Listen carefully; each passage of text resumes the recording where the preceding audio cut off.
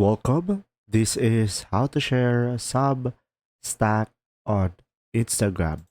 So, first thing is just simply go ahead and go to substack.com and make sure you are signed in into your account. Now, once you are here, you can just simply go to one of your posts. So, to go to your post, just simply go to your profile. And I have one sample post over here. So, you could just simply select the three dots on your specific post that you want to share with.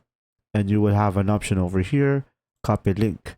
Now, once you have copied that into your clipboard, you could just simply go to your Instagram, guys. And right after that, just simply go to your messages and just simply send the link to your friend or to anyone. Or what you could try to do is just simply go ahead and go to your profile, and you can even put it out on your bio over here. If you found this video helpful, please like and subscribe. And if you have any questions, just simply go ahead and comment down below, and we will do our best to answer them all. And see you in the next video.